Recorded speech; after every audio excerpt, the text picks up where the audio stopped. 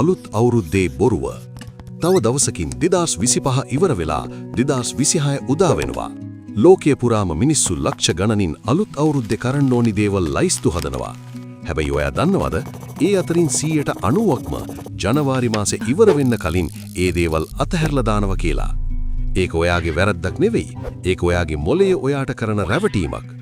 අද fact cortex හරහා අපි බලමු මේ රැවටීමෙන් බේරිලා 2026 වසරේ ඔයාගේ මොළය අප්ඩේට් කරලා අන් අයට වඩා සැතපුම් ගණනක් ඉස්සරහට යන්න පුළුවන් පුරුදු 5ක් ගැන. පළවෙනි පුරුද්ද ඩෝපමයින් ඩීටොක්ස් සතුට පාලනය කිරීම. පළවෙනි පුරුද්ද තමයි ඔබේ ඩෝපමයින් මට්ටම පාලනය කිරීම.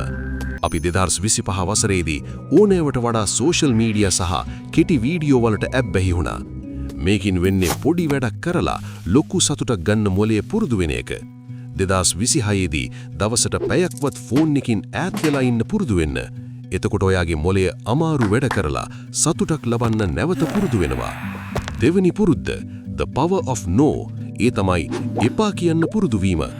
2025 දී ඔයා අනුන්ගේ ඕන එපාකම් වලට ඕ කියලා ඔයාගේ කාලය නාස්ති කරගත්තා වෙන්න පුළුවන්. හැබැයි 2026 දී ඔයාගේ ඉලක්කවලට බාධා වෙන ඕනෑම දෙයකට නිර්භයව නෑ කියන්න. මේක අඳුරු මනෝවිද්‍යාවේ එන බලවත් ක්‍රමයක්. ඔයා අනුන්ව සතුටු කරන එක නතර කරපු දවසට ඔයා දිනන්න පටන් ගන්නවා. තුන්වෙනි පුරුද්ද 2 minutes rule. විනාඩි 2 නීතිය. ඔයාට කරන්න කම්මැලි ඕනෑම වැඩක් විනාඩි 2ක් විතරක් කරනවා කියලා පටන් ගන්න. මොළය රවට්ටන්න ලේසිම ක්‍රමේ ඒකයි. හතරවෙනි පුරුද්ද silent progress. නිහඬ ප්‍රගතිය. ඔයාගේ ලොකු හීන කාටවත් කියන්න එපා. ඔයා ඒක කාට හරි කිව්වම ඔයාගේ මොළයට දැනෙන්නේ ඔයා ඒක දැනටමත් කරලා ඉවරයි වගේ හැඟීමක්. එතකොට ඒ වැඩේ කරන්න තියෙන ගැම්ම නැති වෙනවා.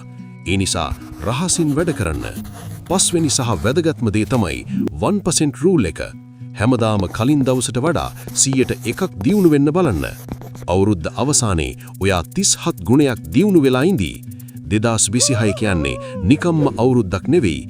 ඒක ඔයාගේ ජීවිතේ හැරවුම් ලක්ෂ්‍ය කරගන්න. මේ පුරුදු පහෙන් ඔයා දැනටමත් කරන එකක් තියනවද? නැත්නම් පළවෙනිදා ඉඳන් පටන් ගන්න එක මොකක්ද? කමෙන්ට් කරන්න. 2026 ජයග්‍රාහී වසරක් වේවා. ෆැක්ට් කෝටෙක්ස් සබ්ස්ක්‍රයිබ් කරන්න අමතක කරන්න එපා.